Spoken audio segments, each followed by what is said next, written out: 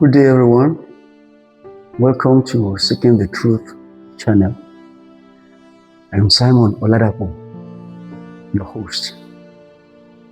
In our last engagement, we started considering what are the things that we must use to scrutinize in order to determine whether an authority is instituted by God.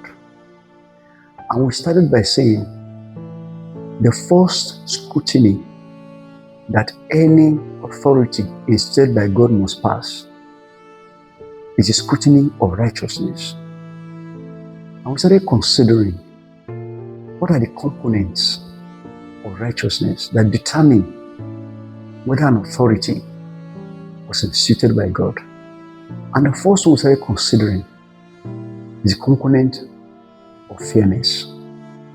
And fairness is to show no bias, to show no discrimination. It is to be impartial.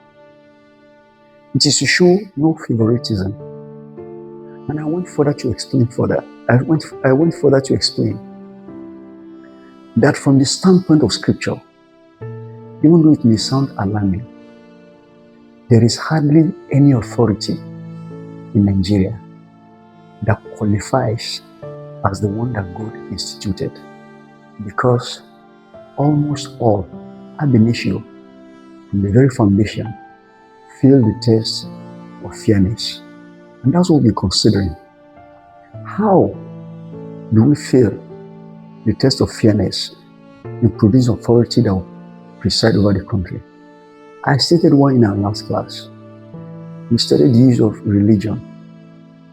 The dominant religion in Nigeria today is Islam and Christianity.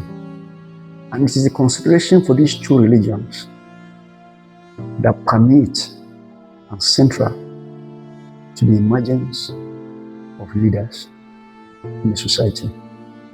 Let me go further. I've talked about Nigeria. Let me break it down to states. There are states today with Christian populations, but we all know that Christians can never become governors in that state because of the predominance of people of other faith. I restrict it to Christianity because even as a country, we have gone past even factoring and even considering that there are people who are traditionalists, there are people who are animists, there are people who are even atheists, there are people possibly who are Buddhists.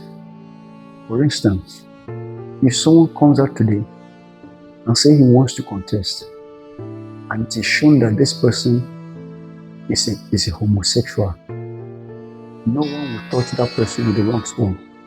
Nobody will touch such a person with the long pole. Nobody will consider that person. But whether you like it or you do not like it, that is a bias against that person. That is a discrimination against such person. It may not fall with your faith, but do not forget what I've said.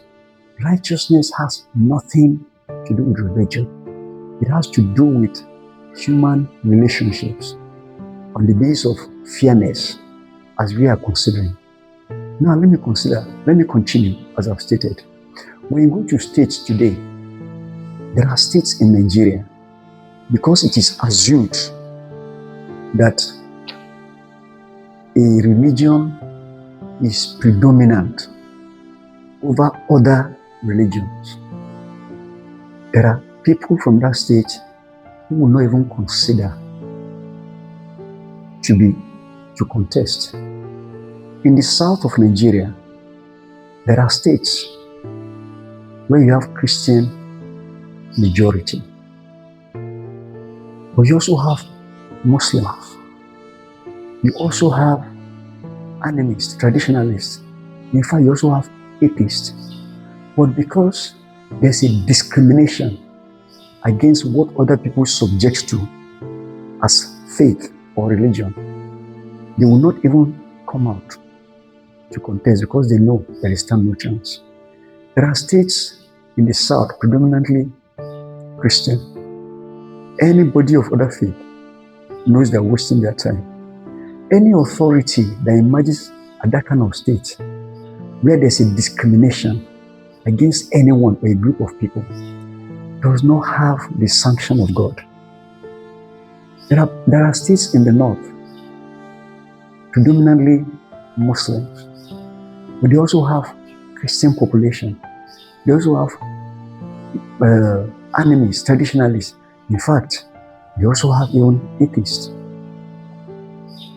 And they will never, those will not stand, they know that they stand no chance. And if they come out, the shame, the ridicule, the embarrassment they'll be subjected to will be too much for them to bear.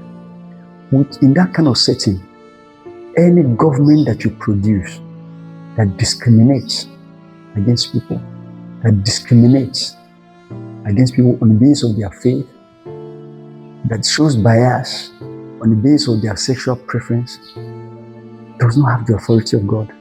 Because God deals with humans. And take it, when we talk of righteousness, it's about fairness. Fairness. The moment you jettison fairness for whatever reason, any authority that comes out of that process is not instituted by God. The next thing we want to consider when you're talking of the components of righteousness is the root word of righteousness. Right. It must be right. The process that will produce those leaders must be right. Do not forget, we talked about authorities, even in occultic world, and in some places, they have to make human sacrifices. Can we say such sacrifices are right? Can we say such sacrifices are acceptable? No. And that is why those are not authorities that we should subject to, because they are not instituted by God. Now, when you take it further, can you say it is right in a country to even have a situation where anybody, not to talk of a group of people, are subjected to discrimination because of the tribe that they belong? You may find it difficult and you may argue it.